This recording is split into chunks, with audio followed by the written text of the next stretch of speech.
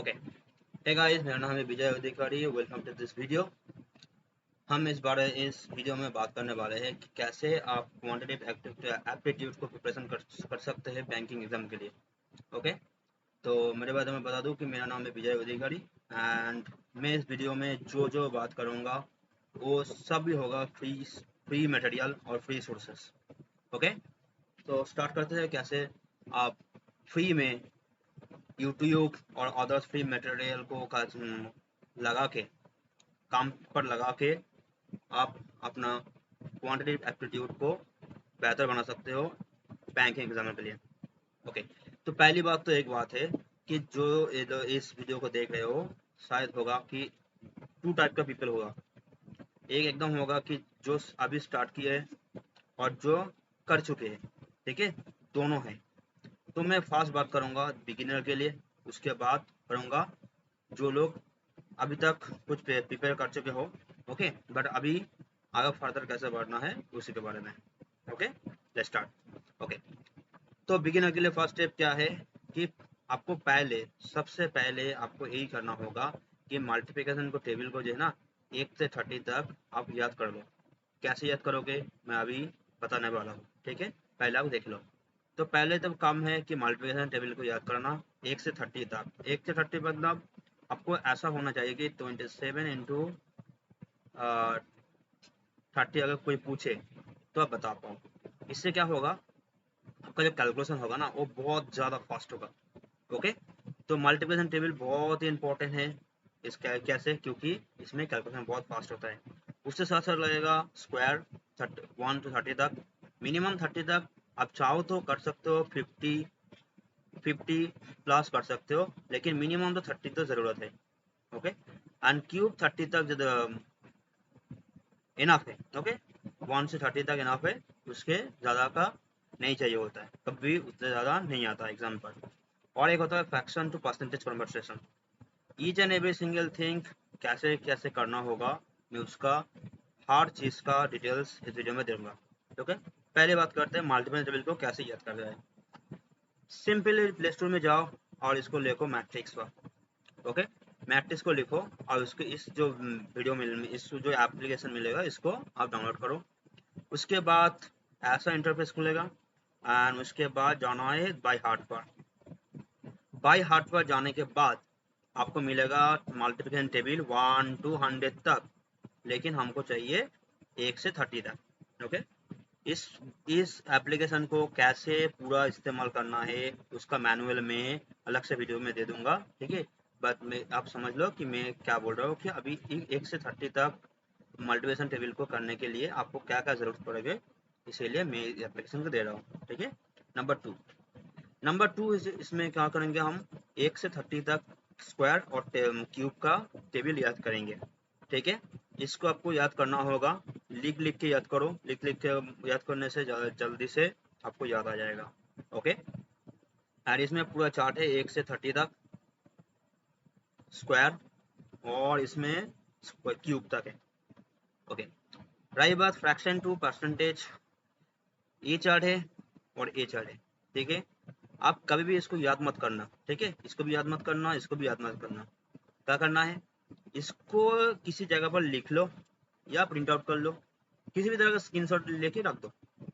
उसके बाद क्या होगा, आप जब भी सिंप्लीफिकेशन करने बैठोगे, ओके, सिंप्लीफिकेशन बनाओ और अप्रोक्सीमेशन बनाओ, जब भी करोगे तब बहुत सारे ऐसा होगा कि फ्रैक्शन आएगा और परसेंटेज भी आएगा, ठीक है।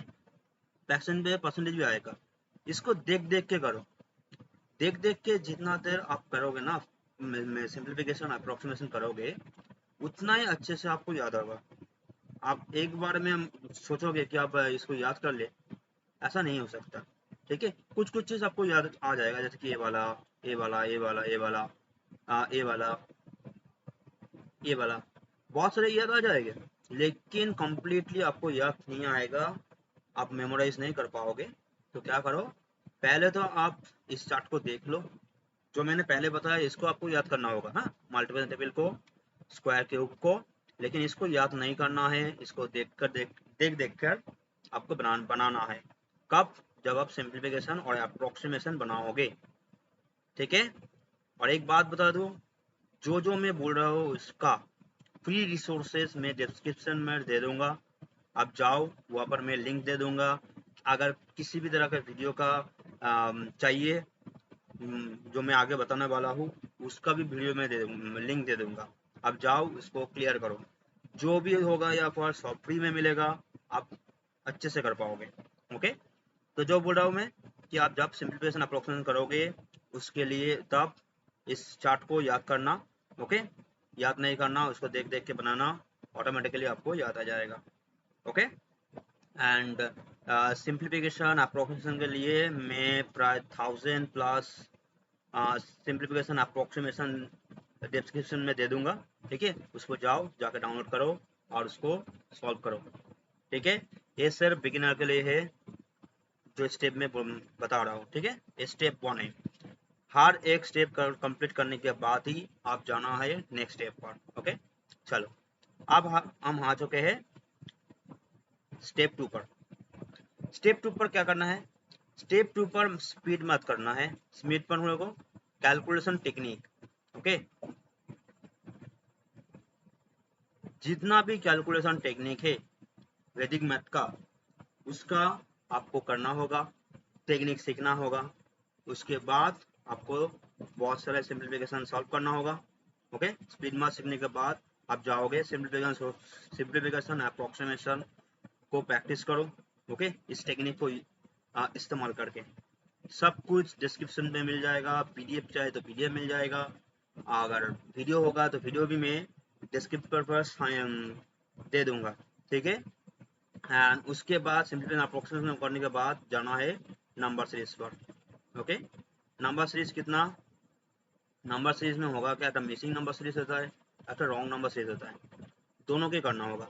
ठीक है, एंड उसके बाद क्वाड्रेटिक इक्वेशन, समझ रहे हो ना, स्टेप बाय स्टेप। पहले तो आप ये जो स्टेप 1 है, ठीक है, ये स्टेप 1 का ये होता है प्री रिक्विजिट, ये आपको चाहिए। अगर अच्छा नहीं है तो आपका दिक्कत आ सकता है बाद में, क्योंकि quantitative aptitude all about calculation. Okay, अगर कैलकुलेशन का बेसिक्स ही क्लियर ना हो, आपका मल्टीप्लिकेशन टेबल ना हो, स्क्वायर क्यूब ना हो, तो आपको दिक्कत तो आने वाला है।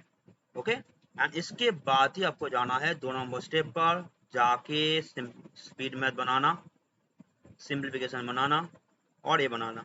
ठीक है, और एक बात, ऐसे नहीं है कि आप पूरा का फास्ट स्टेप जो है वो पूरा का पूरा बैठ के याद करने लग जाओ। ओके, ऐसा नहीं है। आप मल्टीप्लिकेशन टेबल चालू करते हो 1 से 30 तक, मान लो पहले दिन आप 1 से 5 तक बनाया हो, और उसके बाद स्क्वायर क्यूब कर रहे हो और परसेंटेज फ्रैक्शन कर रहे हो, उसके साथ साथ आपको क्या करना है, सेकेंड स्टेप का चालू करना है। ठीक है, पहले तो स्पीड मैथ करना है, सिंप्लीफिकेशन करना है, उसके बाद नंबर सीरीज और क्वाड्रेटिक इक्वेशन। ओके, एक बार एक करके एक। ओके, मान लो आप इस तो कर रहे हो, ये तो डेली कर रहे हो। ठीक है, जब तक आपको याद ना हो जाए पूरा पूरा, उसके बाद क्या है, एक दिन करना है सिंप्लीफिकेशन को पूरा निपटा देना है। मान लो कि मैं जो सिंप्लीफिकेशन देने वाला हूँ, जो पीडीएफ है उसमें 1000+ सिंप्लीफिकेशन है, तो आपको क्या करना है, पहले उस सिंप्लीफिकेशन को पूरा पीडीएफ को खा लो। ओके, पूरा पीडीएफ खा लो। पहले तो स्पीड मैथ को देखना है कैसे कैसे टेक्निक है, कैसे कैसे आप कैलकुलेशन कर पाओगे, उसके लिए चाहिए होगा एक दिन ही काफ़ी है। ठीक है, 1 से 2 दिन लगाओ, 1 से 2 दिन लगाओ और स्पीड मैथ को पूरा कंप्लीट कर लो। उसके बाद सिंप्लीफिकेशन कर लो, जो पीडीएफ में डिस्क्रिप्शन में दे दूंगा, उसको आप सॉल्व कर लो। उससे होगा कि आपका कैलकुलेशन में बहुत अच्छा हो जाएगा। उसके बाद जाना है number series and then quadratic equation. Okay, but एक बात ध्यान रखना, जब आप नंबर सीरीज कर रहे हो ना, तब भी अप्रोक्सीमेशन सिंप्लीफिकेशन करोगे। ठीक है, पहले तो आप 1000 कर चुके हो, उसके बाद भी डेली 30 करोगे। ओके, उसके बाद नंबर सीरीज जब कंप्लीट हो जाएगा, तब क्या करना है, सिंप्लीफिकेशन को आप कर दो 20 और नंबर सीरीज को कर दो 30। ओके, जब 30 बोले तो 50 होगा, 15 होगा मिसिंग वाला और 15 होगा रॉन्ग वाला। उसके बाद क्या है, क्वाड्रेटिक इक्वेशन। क्वाड्रेटिक इक्वेशन पहले दिन तो रगड़ दो, उसके 50 कर दो, अच्छे से हो जाएगा। उसके बाद क्या करना है आपको, इस स्टेप को सिंप्लीफिकेशन, अप्रोक्सीमेशन, रुकना जरा, सिंप्लीफिकेशन, अप्रोक्सीमेशन, क्वाड्रिकेशन और इसका जो सेम सेम जो है इसको डेली करना है। ठीक है, डेली करोगे तो आपको रिटेंशन ज़्यादा होगा। उसके बाद क्या करना है, डेली 20 ये वाला, 20 ये वाला, उसमें होगा 10 मिसिंग, 10 रॉन्ग और सिंपली स्क्वाड इक्वेशन 20। ये को इसको आपको डेली करना है। ओके, डेली करना है। अब सब कुछ फर्स्ट स्टेप होने एवं सेकेंड स्टेप ये वाला होगा आपका डेली टास्क। ओके, डेली करोगे। अगर आप इस टॉपिक को कवर कर चुके हो उसके बाद ही डेली 60% बनाना है, इसमें 20, इसमें 20, इसमें 20 वाला। अगर आप पहले कर रहे हो तो इसमें 1000 वाला पीडीएफ मैंने दिया है, उसको पहले करो।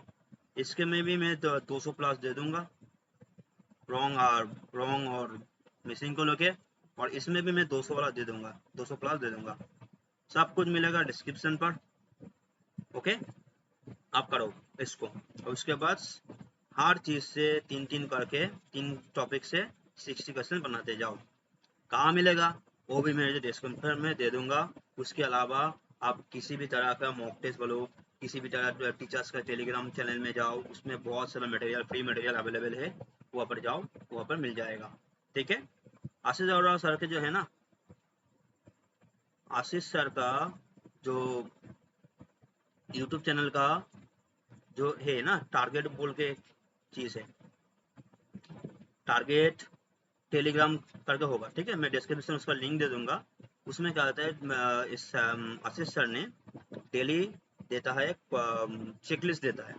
ओके, चेकलिस्ट देता है किस चीज का, क्वांट का।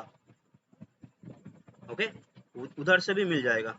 ओके, इस तीन चीज का 20-20 करके 60 वाला मिल जाएगा। अब मैं तुझे हमको डिस्क्रिप्शन में दे दूंगा। ओके, उसके बाद स्टेप 3 पर क्या करना है, पहले तो आप सिंपली वो सब पहले चीज कर लो। उसके बाद करना है परसेंटेज का, देन करना है रेशियो प्रोपोर्शन का, एंड देन करना है एवरेज का। कहाँ से करोगे, डिस्क्रिप्शन पर लिंक मिलेगा, एक एक चैप्टर का मैं लिंक दे दूंगा। सब कुछ यूट्यूब में फ्रीली अवेलेबल है, उसको आप जाओ, उसको टॉपिक को क्लियर करो। ओके, टॉपिक क्लियर करो, और चाहे तो आपका कोई भी टीचर है उससे आपका टॉपिक क्लियर होना चाहिए। उसके बाद क्या करना है, उसके बाद एक एक टॉपिक से आपको 100 प्लस क्वेश्चन बनाना है। कहाँ से करोगे, उसके लिए मैं पीडीएफ दे दूंगा अलग से। ठीक है, वहाँ पर मिलेगा आपसे 100 प्लस क्वेश्चन, एवरी चैप्टर का होगा। जैसे कि आप मान लो इसका सारे चैप्टर है, उसका भी सारे चैप्टर है। उसके साथ साथ आप चाहो तो टेस्ट जोन का टॉपिक टेस्ट है, टॉपिक जोन में टेस्ट जोन का टॉपिक जो टेस्ट जो है वहाँ पर भी मिलेगा आपको। लगभग 120 से ज़्यादा ही मिलेगा हर टॉपिक के लिए। ठीक है, तो पहले क्या करना है, जो पहले वाला हुआ है उसके बाद आपको आना है परसेंटेज, रेशियो एंड एवरेज पर। पहले परसेंटेज करोगे, उसके बाद रेशियो प्रोपोर्शन करोगे, उसके बाद एवरेज करोगे। लेकिन भूलना मत, पहले जो मैंने बोल दिया है ना, जो सिंप्लीफिकेशन को करना है, पूरी सिंप्लीफिकेशन अप्रोक्सीमेशन को, नंबर सीरीज को करना है 20, एंड क्वाड्रिक को करना है 20। ये आपका डेली चलेगा। ठीक है, और जो प्री रिक्विजिट में बताया है उसको भी डेली चलेगा। उसके साथ साथ आपको एक एक टॉपिक को पकड़ पकड़ के करना होगा। ठीक है, हड़बड़ी मत करना, अच्छे से करना। आपको ऐसे अच्छे से करना कि आपको दोबारा करने के लिए जरूरत ना पड़े। Okay, then start. इन तीनों के करने के बाद आपको डीआई करने में बहुत आसानी होगा, क्योंकि डीआई जो होता है इन तीनों से मैक्सिमम चीज लेके बनता है एग्जाम पर, और आपने मॉक टेस्ट भी देखा होगा। तो क्या होगा, उसके बाद आप डेली डीआई सब करना। ओके, डेली डीआई सब में 4 set of DI banana daily. Okay, सब कुछ मिल जाएगा भाई, मैं सब कुछ दे दूंगा डिस्क्रिप्शन पर। ओके, एंड उसके साथ साथ एक एक टॉपिक को लो और उसको खत्म करो, एक एक चीज को। जैसे मैंने दिया है सीरियल वाइज आप कर सकते हो, और इसके अलावा आप कैसे भी करके करो। एक और जो मैं बोल रहा हूँ कि हर एक टॉपिक पर आपको 100 क्वेश्चन बनाना ही है। ओके, अगर बनाओगे तभी आपका स्ट्रेंथ बनेगा, तभी आप कर पाओगे अच्छे से। ओके, नहीं तो आप नहीं कर पाओगे। तो आप कर पाओगे, मैं जो पीडीएफ दूंगा उसमें भी होगा और इस टॉपिक टेस्ट में भी होगा। ओके, ये मैं प्री के लिए बता रहा हूँ आपका बेसिक फाउंडेशन कैसे बनाना है। मेंस के लिए भी मैं अलग से वीडियो बना दूंगा, तो उससे भी आप मेंस के लिए पूरा पूरा क्लियर हो जाओगे। ठीक है, और जो मोस्ट इग्नोर 2 चैप्टर है, जो हर टॉपिक इस 2 चैप्टर छोड़ देते हैं।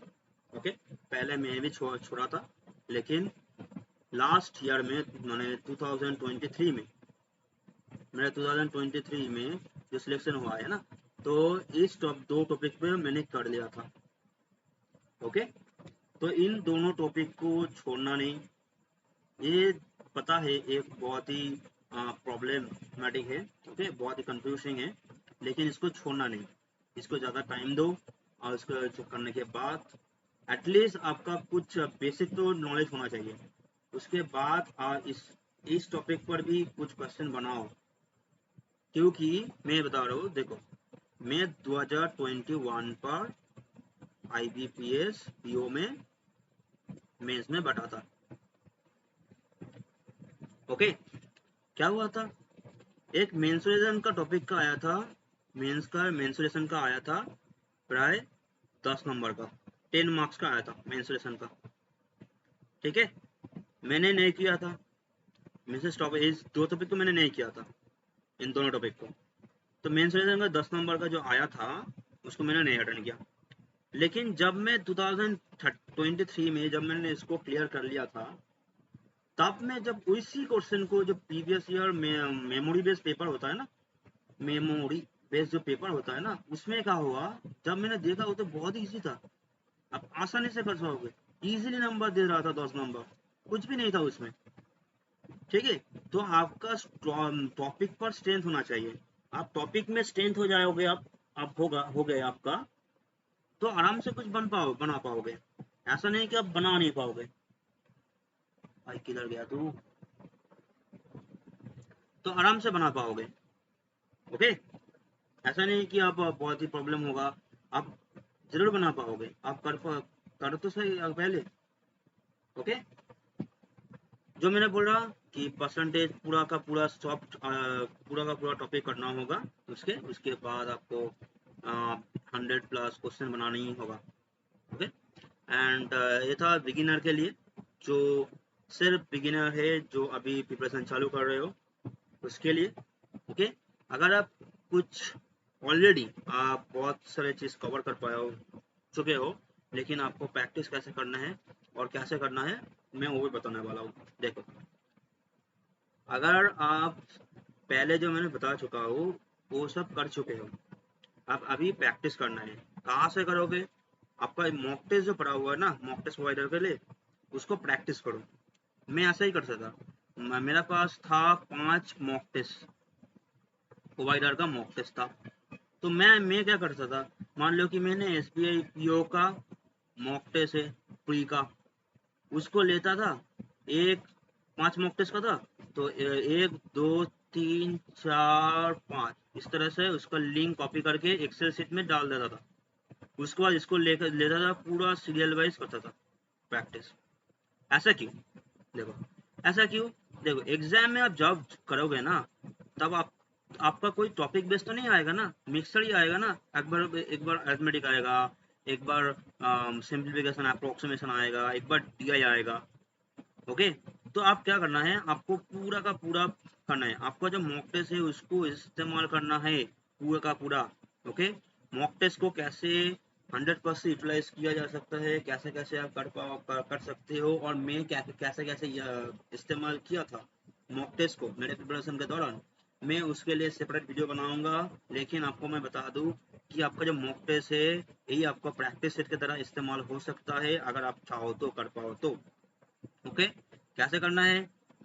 मुझे तो लगता है कि सभी के पास 2 मॉक टेस्ट तो होगा ही होगा, 2 मॉक टेस्ट तो किसी भी तो होगा ही होगा। तो देखो, अगर मान लो कि SBI PO का मॉक टेस्ट है, लगभग 20 मॉक टेस्ट तो देता है, 15 से तो 20 तो देता है हर मॉक टेस्ट प्रोवाइडर, है ना? तो अगर मान लो कि एवरी ईयर क्या 7 एग्जाम होता है, एक, ठीक है, 2 होता है RRB के लिए, 2 होता है IBPS के लिए, 2 होता है SBI के लिए, और 1 होता है RBI के लिए, RBI असिस्टेंट। तो 7 एग्जाम है, ठीक है। मान लो आपके पास 2 मॉक टेस्ट है, ओके, 7 एग्जाम है, एक एग्जाम के लिए 20 मॉक सेट है, तो आपके पास कितना है टोटल, कितना मॉक टेस्ट है? 2 मॉक टेस्ट प्रोवाइडर, 20 सेट है 7 एग्जाम के लिए, तो कितना होता है? 280, है ना? 140, 280, 200 मॉक टेस्ट है, 280 का ना मॉक टेस्ट है, प्रैक्टिस सेट है। आप चाहो तो उसकी इस्तेमाल करो ना। एक बार जब मॉक टेस्ट देना हो चुका है आपका, अब आपका जो मॉक टेस्ट दो चुके हैं उसके बाद तो उसका कोई इस्तेमाल नहीं होने वाला ना। तो क्या करो, उसके मॉक टेस्ट देने के बाद वो जो पढ़ा हुआ है उसको प्रैक्टिस करो ना। आप इधर उधर ढूंढ रहे हो कि कहाँ पर मिलेगा प्रैक्टिस सेट, कहाँ पर मिलेगा, कोई PDF दे दे, किसी सैड ये दे दे, हार्ड वो कर दे। तो ऐसा क्यों भाई, तुम्हारे पास तो मॉक टेस्ट पड़ा हुआ है ना। अगर मान लो कि आपके पास 2 है, इसीलिए आपको 240 मिल रहा है, 280 मिल रहा है। मेरे पास 5 मॉक टेस्ट का था, उसमें मैं मॉक टेस्ट देता था एक पर मैं मॉक टेस्ट देता था फुल लेंथ। उसके बाद जो 5 था, तो आप देखोगे तो 5 मॉक टेस्ट प्रोवाइडर, हर मॉक टेस्ट प्रोवाइडर 20-20 करके देता था, 7 मॉक टेस्ट था। तो आप कैसे मिलेगा? देखो, 140, 700 प्रैक्टिस सेट मिलता था। एक एग्जाम के लिए आपको इतना सारा प्रैक्टिस सेट मिल जाएगा। अगर मान लो कि आपका पूरा, तो मैं ये बता रहा हूँ, अगर मान लो कि मैं SBI की भी बात कर रहा हूँ, SBI PO बोल लो, बा RRB PO की मान लो, RRB PO में मान लो, किसी भी तरह PO को मान लो, ठीक है। मैं तो पकड़ के चलता हूँ कि SBI PO का, SBI PO में मेरे पास था 5 मॉक टेस्ट, एक मॉक टेस्ट में 20 देता था प्रोवाइडर। तो यहाँ पर कितना हुआ? 100 प्रैक्टिस सेट है ना। 100 प्रैक्टिस सेट माने तो क्या है, 100 इंटू 35, 35 क्यों, क्वांट में 35 भी क्वेश्चन है ना। तो 3,500 क्वेश्चन है। अब बनाओ इसको, अब बना के देखो, अब उसके बाद बताना कि आपका इम्प्रूवमेंट हुआ है कि नहीं, ठीक है। ऐसे जो ऑलरेडी टॉपिक कवर कर चुके हो, ठीक है, उन लोगों के लिए, अगर आप एकदम बिगिनर हो, आप इसको प्रैक्टिस, मॉक टेस्ट को प्रैक्टिस सेट हिसाब या इस्तेमाल मत करो। ओके, पहले आप इसको खत्म कर दो, उसके बाद इस सेट पे आ जाओ। अगर इसको कंप्लीट करने के बाद, इस सारे को कंप्लीट करने के बाद आप इसी जगह पे आ चुके हो, मतलब आप रेडी हो, ओके, उसके बाद मॉक टेस्ट देना, ठीक है। उसके बाद आप जब भी मॉक टेस्ट दोगे ना, मॉक टेस्ट का परसेंटाइल चेक करना, मॉक टेस्ट का परसेंटाइल चेक करना अच्छे से, देख लो 90 प्लस ही आएगा, 90 प्लस ही आएगा। हमेशा परसेंटाइल चेक करना। मेरा हाथ का राइटिंग बहुत गलत हो रहा है, ठीक है, माउस से कर रहा हूँ इसके लिए। अभी मेरे पास पेन टैब नहीं है, ओके, थोड़ा सा संभाल लेना। सो 90 प्लस ही आएगा, क्यों? क्योंकि आप सब कुछ कवर कर चुके हो, उसके बाद आप मिक्स क्वेश्चन बना रहे हो थ्रू मॉक टेस्ट। तो इसके क्या फायदा होगा आपको? ब्रेन, आपका जो ब्रेन है ना, अब हैबिचुएट हो जाएगा कि डिफरेंट टाइम क्वेश्चन अलग अलग टाइम पे होगा, ओके। जैसे कि मान लो कि एक बंदा है जो परसेंटेज का एक आज परसेंटेज बना रहे हैं, परसेंटेज बनाता रहा, उसके बाद रेशियो, एवरेज, उसके बाद जब परसेंटेज जाओगे, पार्टनरशिप जाओगे, मिक्सर जाओगे, एसआईसी में जाओगे, ये जो वाला है ना उसको भूलने लग जाओगे। ठीक है, तो आप याद कैसे कर पाओगे? आपको करना है प्रैक्टिस, मॉक टेस्ट को जो है उसको मिक्स क्वेश्चन बना कर ही करोगे।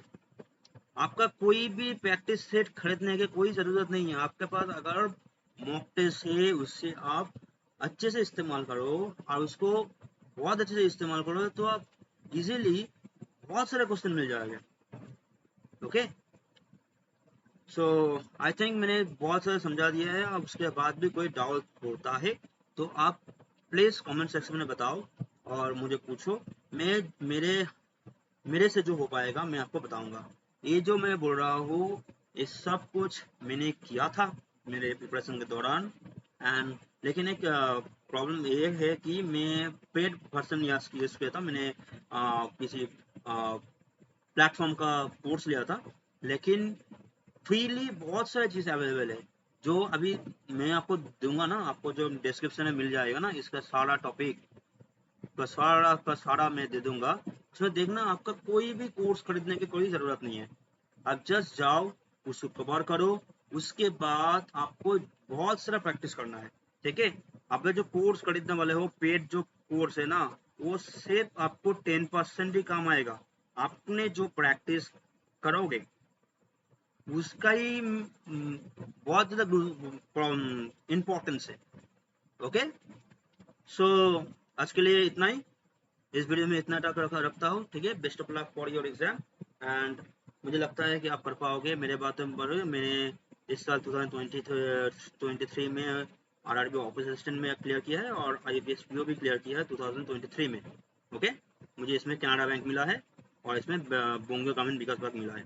ओके, सो अच्छे से प्रिपरेशन करो। जो मैंने बताया एक एक टॉपिक का सब कुछ मैं डिस्क्रिप्शन में दे दूंगा, सबका फ्री में अवेलेबल है। आप जाओ, उसको कवर करो, उसको प्रैक्टिस करो एंड क्लियर करो आपका exam. Okay, best of luck for your exam. And मुझे पता है आप कर पाओगे। ओके, अपने आप विश्वास रखो और लग के एग्जाम को प्रिपेयर करो। Okay, and thank you very much.